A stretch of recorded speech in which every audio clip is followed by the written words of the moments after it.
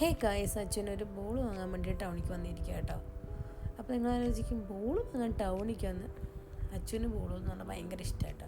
അപ്പോൾ അച്ഛൻ്റെ ബോൾ പൊട്ടിപ്പോയി. അപ്പോൾ ഞാനൊരു ബോൾ വാങ്ങാമെന്ന് കരുതി വന്നു കേട്ടോ. അപ്പോൾ എനിക്ക് കണ്ടതെന്ന് തന്നെ എനിക്ക് ഇഷ്ടമായിട്ട് ബോൾ.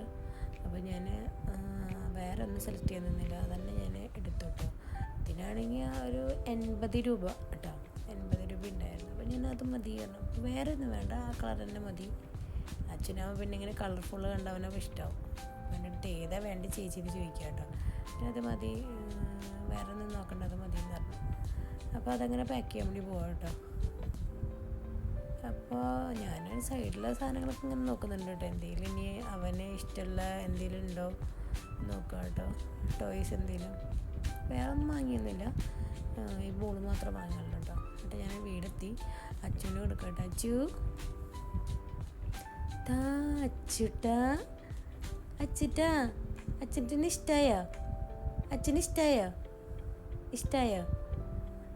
അമ്മ ഇഷ്ടമായെങ്കിൽ അമ്മ നോക്കി ചിരിക്കുന്ന നോക്കട്ടെ. ഇഷ്ടമായോ? അവനാണെങ്കിൽ പന്ത് കിട്ടിയതിൻ്റെ സന്തോഷത്തുണ്ടോ ഗൈസ്.